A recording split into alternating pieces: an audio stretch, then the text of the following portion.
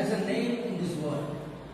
બધી જ વસ્તુના નામ છે અને જેનું નામ નથી એ પણ અનામી તરીકે ઓળખાય છે અથવા તો નનામી તરીકે ઓળખાય છે.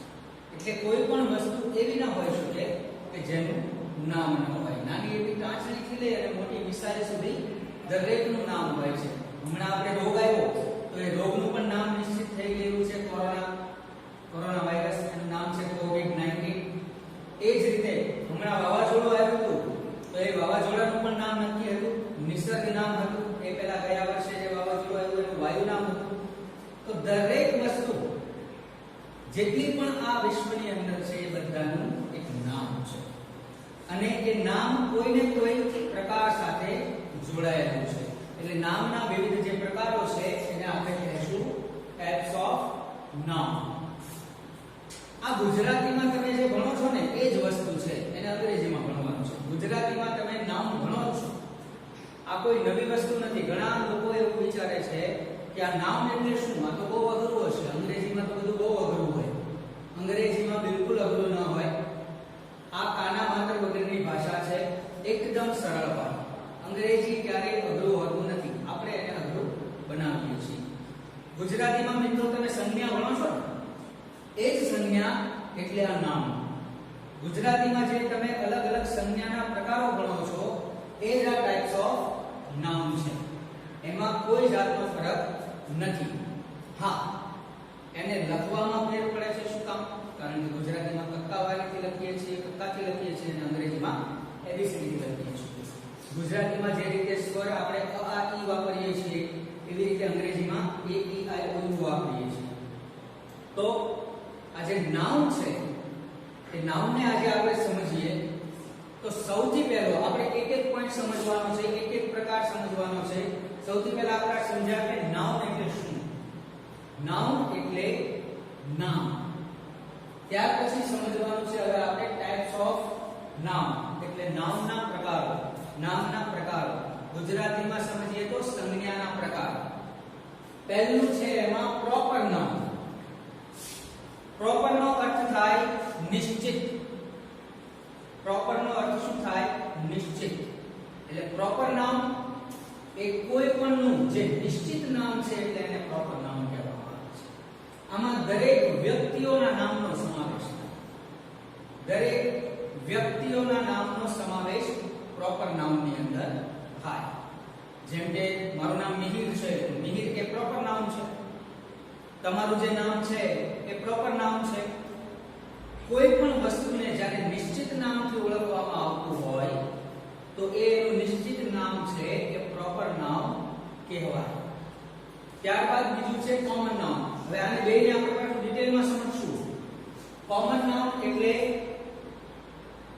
જાતિવાચક સંજ્ઞા જે તમે ગુજરાતીમાં શીખો છો. પ્રોપર નામ એટલે વ્યક્તિવાચક સંજ્ઞા જે તમે ગુજરાતીમાં શીખો છો. આ જાતિવાચક સંજ્ઞા એ કોઈ પણ એક આખા સમૂહ કે આખા જાતિને વર્ણવે છે. આ કોમન નામ છે. હવે અહીંયા આપણે ખાસ એના ઉદાહરણ સમજીએ. પ્રોપર નામ અને કોમન નામ આ બંને કેવા છે.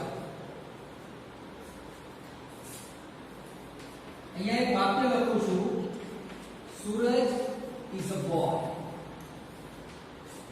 જો મિત્રો આ વાક્યની અંદર બે નામ છે. બે નામ છે. એક છે સૂરજ, એક છે બોય.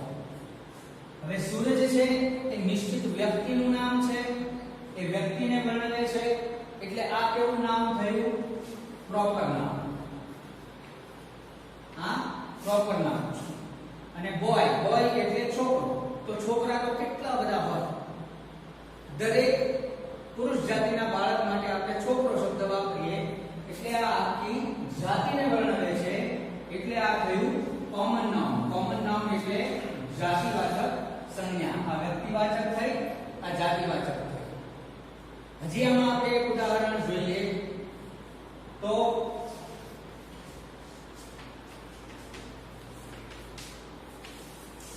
બિસ્કિટ.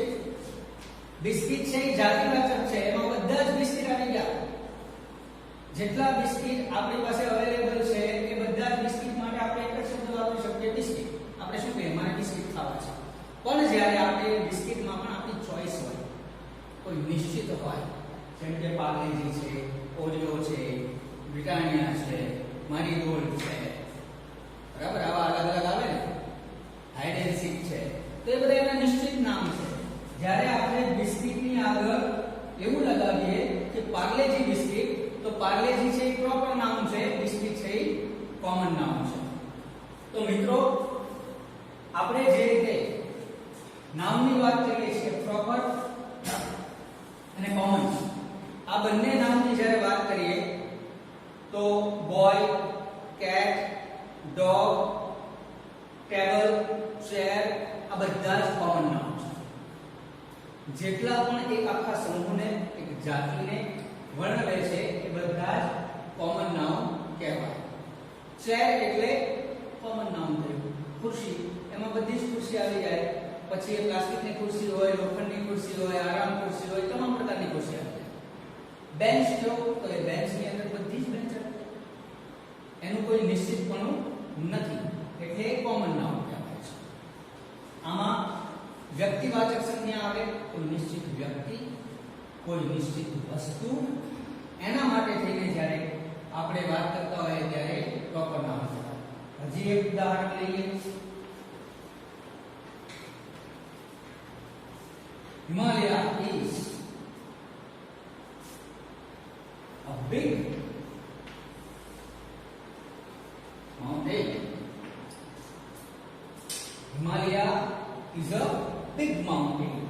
તો હિમાલય છે એ ચોક્કસ નામ છે, એક નિશ્ચિત નામ છે, તો આ પ્રોપર કહેવાશે. આ કેવું નામ કહેવાશે? પ્રોપર. અને જ્યારે માઉન્ટેન એટલે પહાડ, ડુંગર, એમાં જેટલા પહાડ છે, જેટલા ડુંગર છે બધાની વાત. તો માઉન્ટેન છે કેવું નામ થયું? કોમન. એટલે કે આ થયું જાતિવાચક.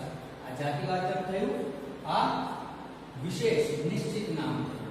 બરાબર. તો આપણે જોયું પ્રોપર નામ કે જે કોઈ એક નિશ્ચિત વ્યક્તિ, કોઈ નિશ્ચિત સ્થળ, કોઈ નિશ્ચિત વસ્તુ માટે વપરાય છે. કોમન નામ કે જે કોઈ એક જાતિ, એક સમૂહ માટે વપરાય છે.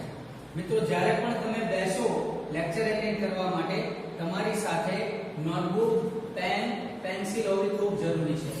અહીંયા જે ભણાવવામાં આવે છે, જે શીખવવામાં આવે છે, એ તમારે ખાસ તમારી નોટબુકમાં તમારે નોંધવાનું હોય છે. હવે આ જે ઉદાહરણ આપ્યા છે, આ સૂરજ છે, હિમાલય છે, આ બધું પ્રોપર નામ છે. બોય છે, માઉન્ટેન છે, આ બધું કોમન નામ છે. તો એના ઉદાહરણ આપણે અહીંયા પ્રોપર નામમાં એની સામે એના ઉદાહરણ લખું છું. એમાં કોઈ પણ વ્યક્તિનું નામ, ધારો કે અમિતાભ, આ પ્રોપર નામ થયું. બરાબર. પછી અહીંયા જેમ લીધું હિમાલય, એની જેમ લઈએ ગંગા, આ પ્રોપર નામ થયું. બરાબર. તાજમહલ, આ બધા પ્રોપર નામ છે, નિશ્ચિત છે, એકમાત્ર છે, બીજું નથી. એની જેમ અહીંયા કોમન નામની અંદર લઈએ boy, girl, cat, dog, table, તો આ બધા કોમન નામ થયા. તો મિત્રો આપણે જોયું કે કઈ રીતે પ્રોપર નામ અને કોમન નામ આ બંનેની વચ્ચેનો ભેદ શું છે અને એના ઉદાહરણો જોયા. ત્યાર પછી હવે પ્રકાર આવે છે કલેક્ટિવ નામ. કલેક્ટિવ નામ, હવે કલેક્ટ કરવું એનો અર્થ થાય ભેગું કરવું. કલેક્ટ નો અર્થ થાય છે ભેગું કરવું, જોડવું, એકઠું કરવું. એનો કલેક્ટ નો અર્થ કેવો થાય છે? અહીંયા કલેક્ટિવ એટલે એકત્રિત, એકઠું કરેલું, ભેગું કરેલું. એટલે આના જે અહીંયા નામ છે એમાંથી તમને ખબર પડી જાય. પ્રોપર એટલે નિશ્ચિત, કોમન એટલે સામાન્ય. સામાન્ય આપણે બધા છોકરાઓ માટે વાપરતા હોય, છોકરો, છોકરી, બિલાડી, કૂતરો. હા, તમારો પાળેલો કોઈ કૂતરો હોય એનું નામ તમે રાખ્યું હોય ટોમી, તો એ થઈ ગયું પ્રોપર નામ, ટોમી. અને જ્યારે માત્ર તમે કૂતરો કહેશો તો એ એવું નામ થયું, કોમન નામ થયું. ત્યારબાદ કલેક્ટિવની વાત કરીએ. કલેક્ટિવ એટલે એકઠું કરવું, ભેગું કરવું. અહીંયા એક કરતા વધારે ભેગા થયેલા હોય, જૂથ હોય, સમૂહ હોય ત્યારે કલેક્ટિવ નામ કહેવાય. એનો અર્થ થાય છે ભેગું કરેલું, એકઠું કરેલું. એક કાગળ છે તો એને લખશું a paper. શું લખશું? a paper. હવે પેપર એટલે કાગળ, એમાં કોઈ પણ કાગળ હોઈ શકે. કયું નામ થયું? કોમન નામ. પણ જ્યારે આપણે લખીએ a bunch of paper, કાગળનો થપ્પો કે કાગળની થોકડી, જ્યારે એવું લખીએ ત્યારે આપણે એમાં નિશ્ચિત શું કર્યું કે એક જૂથ છે, એક સમૂહ છે. a player, પ્લેયર એટલે ખેલાડી, પ્લેયર એટલે ખેલાડી, કોમન નામ થયું. કોઈ પણ ખેલાડી હોઈ શકે, કોઈ પણ રમતનો ખેલાડી હોઈ શકે, કોઈ પણ દેશનો ખેલાડી હોઈ શકે, કંઈ પણ હોઈ શકે, કોઈ પણ ખેલાડીની વાત કરી શકે. પણ a player of India, જ્યારે આવી વાત કરીએ a player of India એટલે ભારતના જ પ્લેયરની વાત છે. એ જૂથ બની ગયું, સમૂહ બની ગયો. અહીંયા પ્લેયર કીધું તો એ કોઈ પણ દેશનો હોઈ શકે, પણ જ્યારે a player of India કહીએ તો એ માત્ર ભારતનો જ પ્લેયર હોઈ શકે, ભારતનો જ ખેલાડી હોઈ શકે, બહારના કોઈ દેશના ખેલાડીની વાત નથી. એટલે જ્યારે નાઉનને એક નિશ્ચિત જૂથમાં બાંધવામાં આવે, જ્યારે એક સમૂહમાં બાંધવામાં આવે, એક જથ્થામાં બાંધવામાં આવે, ત્યારે એક કલેક્ટિવ નાઉન બને છે. જ્યારે નાઉનને એકત્રિત કરવામાં આવે. હવે આમાં પાછું a player of India એને હજી નાનું જૂથ બનાવીએ. a hockey player of India,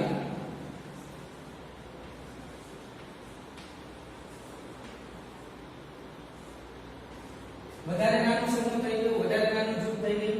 player common નામ છે, સામાન્ય છે, કોઈ પણ દેશનો હોઈ શકે. a player of India collective નામ છે, ભારતના જ ખેલાડીઓની વાત છે. a hockey player of India એટલે ભારતના હોકીના ખેલાડીની વાત છે. એ સિવાય ક્રિકેટ, બાસ્કેટબોલ, વોલીબોલ એ બધામાંથી નીકળી ગયા, માત્ર હોકીના ખેલાડીઓનું આપણે જૂથ બનાવ્યું. તો આને કહેશું આપણે કલેક્ટિવ નામ. હવે આપણે અહીંયા કલેક્ટિવ નામની સામે એના ઉદાહરણ લખી લઈએ. એક છે ટીમ ઇન્ડિયા.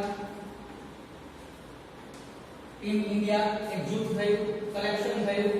ભારતના જ ટીમની વાત છે, બીજી કોઈ ટીમની વાત નથી. ત્યારબાદ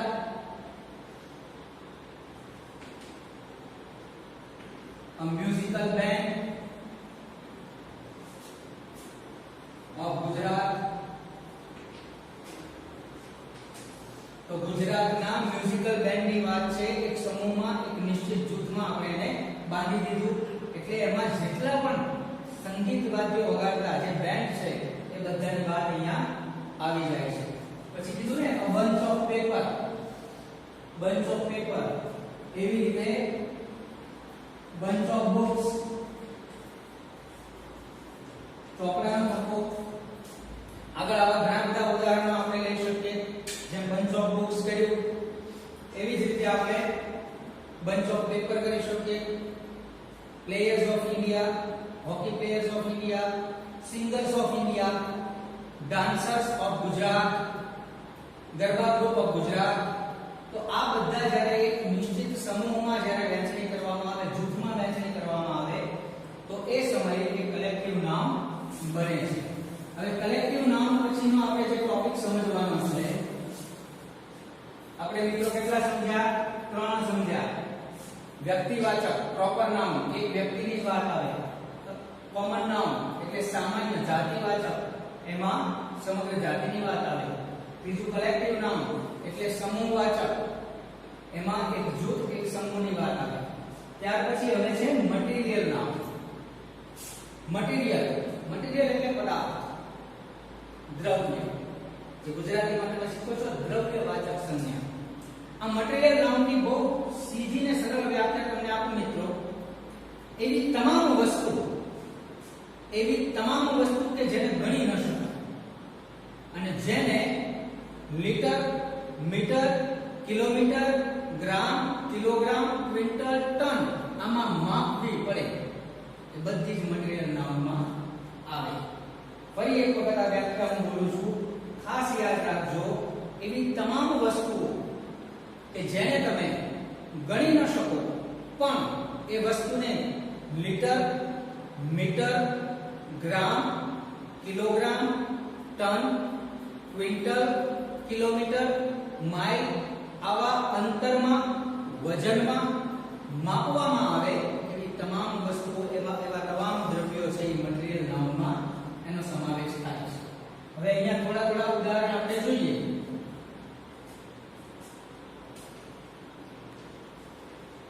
A gold chain અને gold. હવે આ બંને વચ્ચેનો તફાવત. A gold chain એટલે કોમન નાઉન, સોનાનો ચેન સામાન્ય છે. ચેન જાડો હોય, પાતળો હોય, મારો હોય, તમારો હોય, કોઈ પણ હોય. આ છે કોમન નાઉન. પણ જ્યારે વાત કરીએ ખાલી ગોલ્ડ, સોનું, તો સોનું કેટલું છે? 1 સોનું, 2 સોનું, 5 સોનું, 10 સોનું નહીં ગણી શકાય. એને માપવું પડશે. એને તોલામાં મપાશે, એને ગ્રામમાં મપાશે, એને કિલોગ્રામમાં મપાશે. જો કે કિલોગ્રામ તો થોડું વધારે થઈ જાય, આપણે એટલું બધું માપી ન શકીએ, આપણી પાસે એટલું બધું હોય નહીં, એટલે તોલામાં અને ગ્રામમાં વાપરીએ એ રીતે માપી શકીએ. તો ગોલ્ડ, કોપર, આ બધી જ ધાતુઓ, ગોલ્ડ, કોપર, આયર્ન, એલ્યુમિનિયમ, આ તમામ ધાતુઓ કે જે બધાને આપણે ગ્રામ, કિલોગ્રામ, ટન, ક્વિન્ટલમાં માપી શકીએ. ત્યાર પછી મિલ્ક, વોટર, ઓઇલ, તેલ છે, પાણી છે, દૂધ છે, આ બધાને આપણે લીટરમાં માપીએ છીએ. આપણે લીટરમાં માપવું પડે ને. આપણે દુકાને જઈને એવું કહી શકીએ કે મને 5 દૂધ આપો. હા. A bag of milk. તો આ કોમન નામ થઈ ગયું. દૂધની થેલી, bag of milk. આ તમે કહી શકો please give me 5 bags of milk. મને 5 દૂધની થેલીઓ આપો. પણ ઈચ્છા માટે ગણી શકાય છે કે દૂધને એક થેલીમાં બંધ કરી દીધું છે, એનું કોમન નામ બનાવ્યું છે એટલા માટે થઈ ગયું. બરાબર? પણ જ્યારે ખાલી દૂધની વાત કરતા હોય, એકલા દ્રવ્યની વાત, થેલીની વાત ન કરતા હોય, ત્યારે આપણે શું કહેવું પડશે? આપણે ગામડાની ભાષામાં કહીએ શેર દૂધ, અડધો શેર, પા શેર, 1 શેર, સવા શેર, એવી રીતે વાત કરીએ. અડધો લીટર, 1 લીટર, 5 લીટર, 10 લીટર. તો મિલ્ક, વોટર, ઓઇલ આ બધું તેલ છે, બધું લીટરમાં માપી શકાય.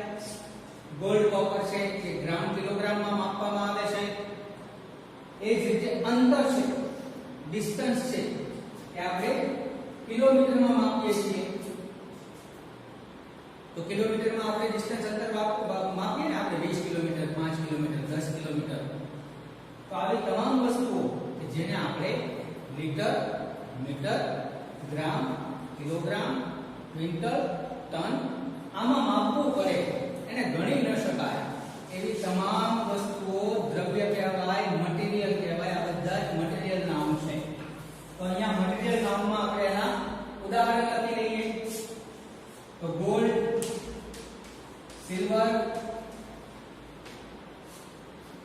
પેટ્રોલ. પેટ્રોલ એ લીટરમાં આવે ને. તમે 100 રૂપિયાનું પેટ્રોલ ભરાવો એટલે તમે અહીંયા જોશો કેટલું આવ્યું? તો 1.26 લીટર આવ્યું.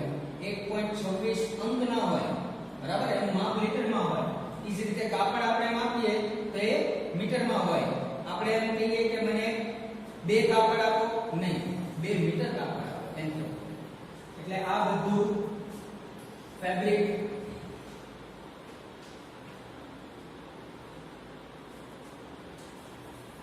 ફેબ્રિક પછી આપણે ધાતુ લઈએ. અહીંયા ગોલ્ડ, સિલ્વર લીધી, પેટ્રોલ લીધું, ફેબ્રિક લીધું. ત્યાર પછી ડિસ્ટન્સ, અંતર આ પણ આપણે માપવું પડશે. એ આપણે જોઈ શકશું નહીં. તો મિત્રો આપણે 4 અલગ અલગ ટાઈપ્સ ઓફ નાઉન જોયા.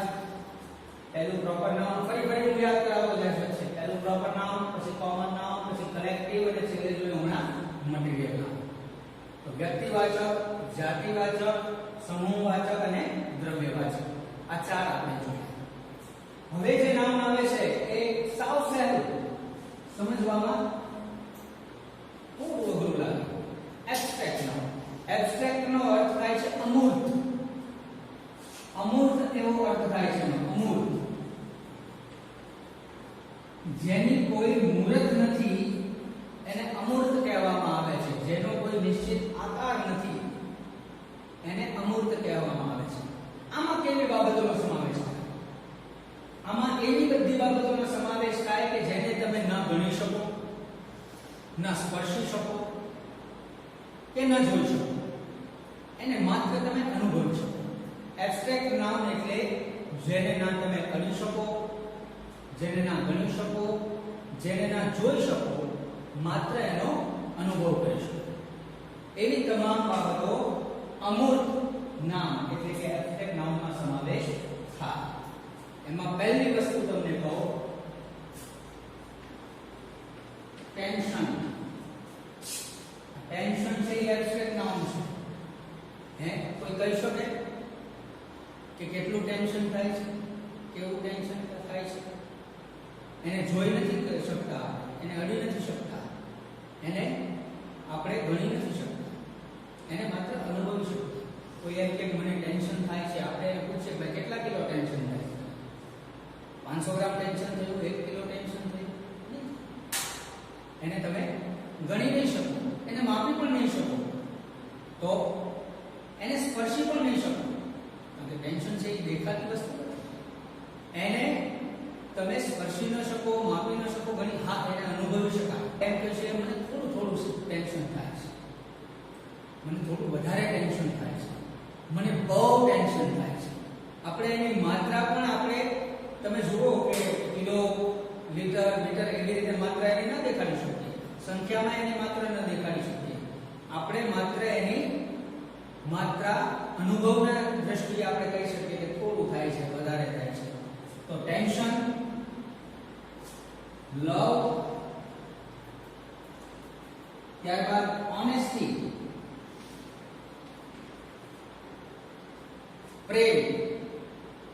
માતા એના બાળકને કહેતી હોય કે હું તને બહુ પ્રેમ કરું છું. કેટલો પ્રેમ કરું છું? 500 ટકા, 2 લીટર નહીં કહીશું. એ પ્રેમ અનુભવવાની વસ્તુ છે. એ સ્પર્શી નથી શકાતો, જોઈ નથી શકાતો, એ ગણી નથી શકાતો, એને માત્ર ને માત્ર અનુભવી શકાય. એ જ રીતે ઓનેસ્ટી. આપણે એમ કહીએ કે આ વ્યક્તિ બહુ પ્રામાણિક છે. કેટલો પ્રામાણિક છે ભાઈ?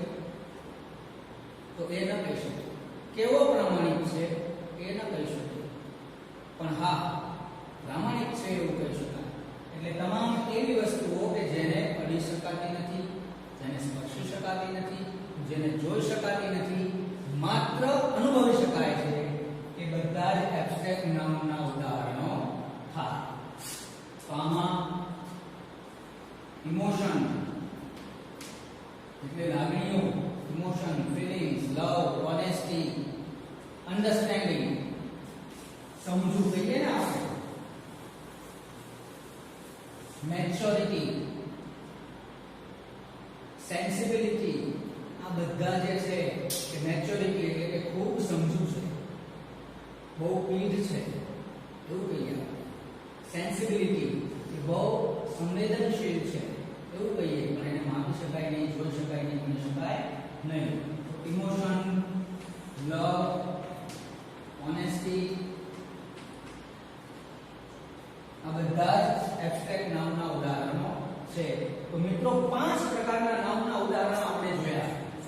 એક પ્રોપર નાઉન કે જે વ્યક્તિ વિષયક છે, જે કોમન નાઉન એક જાતિ વિષયક છે, કલેક્ટિવ નાઉન એ સમૂહવાચક છે, સમૂહ વિષયક છે, મટીરીયલ નાઉન એ દ્રવ્યવાચક છે, એ દ્રવ્ય વિષયક છે, એબ્સ્ટ્રેક્ટ નાઉન કે જે જોઈ ન શકાય, સ્પર્શી ન શકાય, જેનો કોઈ આકાર નથી, અમૂર્ત છે, એને માત્ર અનુભવી શકાય, એને એબ્સ્ટ્રેક્ટ નાઉન કહેવાય. હવે મિત્રો આટલા જે પ્રકારો આપણે નાઉનના જોયા, એમાં હજી થોડી આગળ વાત કરીએ તો કાઉન્ટેબલ અને અનકાઉન્ટેબલ નાઉન. કાઉન્ટેબલ અને અનકાઉન્ટેબલ. કાઉન્ટેબલ એટલે ગણી શકાય એવા, અનકાઉન્ટેબલ એટલે જે ગણી શકાતા નથી, જેની સંખ્યા પ્રદર્શિત કરેલી નથી એવા નામ. તો આપણે લખીએ a chair. a chair એટલે એક ખુરશીની વાત છે. તો આ નામ કેવું થયું? કાઉન્ટેબલ નામ. આને ગણી શકાય છે, બરાબર. ત્યારબાદ આનું જ આપણે બહુવચન કરીએ, બરાબર.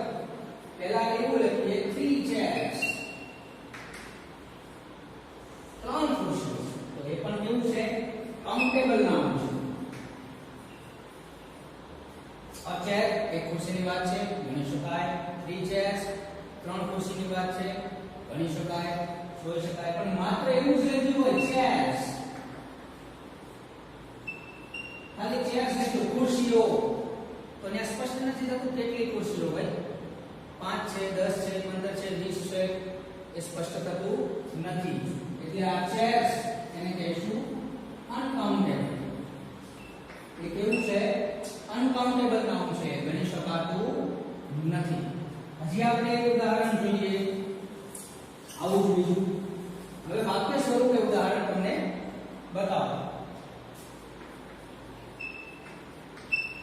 There is a bench in the classroom. There is a bench in the classroom. હવે અહીંયા જુઓ તમે, a bench એટલે એક બેન્ચની વાત છે. અહીંયા એક જ બેન્ચની વાત છે, એટલે આ નામ કેવું થયું? કાઉન્ટેબલ, એને ગણી શકાય છે. આ નામને આપણે કેવું કહેશું? કાઉન્ટેબલ નામ, એને ગણવું શક્ય છે. હવે આનું આ વાક્ય છે, એને બહુવચનમાં લઉં. There are benches in the classroom.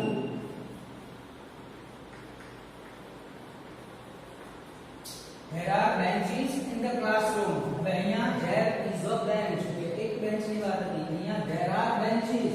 Benches એટલે કેટલી બેન્ચ છે એ નિશ્ચિત નથી. હા, એક કરતા ઘણી વધારે બેન્ચ છે, પણ એ ગણી શકાતી નથી. આમાં કેટલી બેન્ચ છે એવું કોઈ સંખ્યા આપેલી નથી. એટલે આને આપણે શું કહેશું? અનકાઉન્ટેબલ નામ. આને શું કહેશું આપણે? અનકાઉન્ટેબલ નામ, એને ગણી શકાય નહીં. તો આ બંને ઉદાહરણ તમે નોટબુકમાં નોંધી શકો. આ બંને ઉદાહરણ ધ્યાનથી જોઈ લો કે કઈ રીતે આર્ટિકલ લગાવેલો છે. એક વસ્તુની વાત છે, કાઉન્ટેબલ છે, સંખ્યા આપેલી હોય 1 2 3 5 10 15, ત્યારે કાઉન્ટેબલ છે. અને જ્યારે કોઈ સંખ્યા નથી આપી અને બહુવચન છે, ત્યારે અનકાઉન્ટેબલ નામ કહેવાય છે. ત્યાર પછી હજી એક આપણે બાબત આમાં જાણીએ. નાઉનની અંદર કમ્પાઉન્ડ નામ. કમ્પાઉન્ડ એટલે બે વસ્તુ ભેગી કરેલી, એને કમ્પાઉન્ડ કહેવાય છે. હવે તમને અહીંયા એક નામ પોલીસ. આ કેવું નામ છે?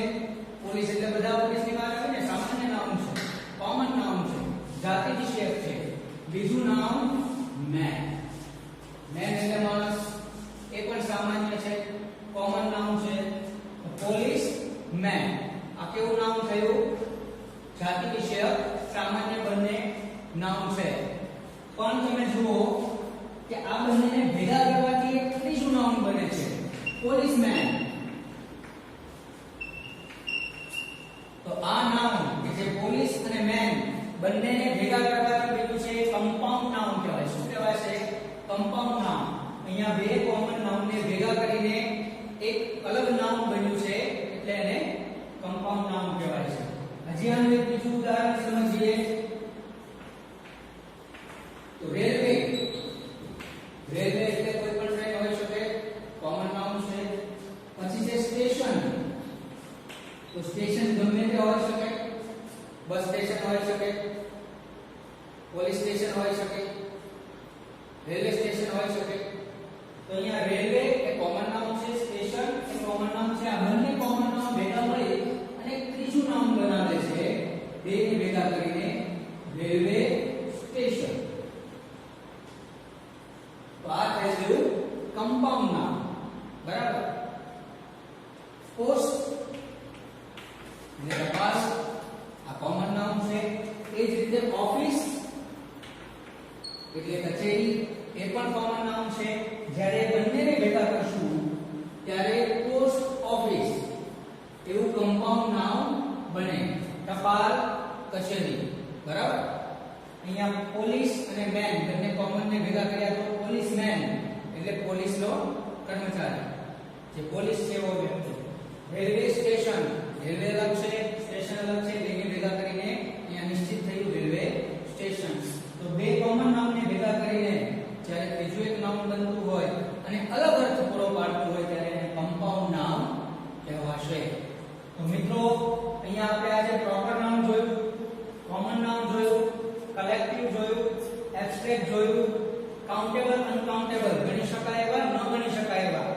પણ જોયા અને સાથે સાથે કમ્પાઉન્ડ નામ જોયું કે બે નામને ભેગા કરીને જ્યારે એક ત્રીજું બનતું હોય અને આ બંને કરતા એનો અર્થ જ્યારે અલગ આપતો હોય ત્યારે કમ્પાઉન્ડ નામ કહેવાય.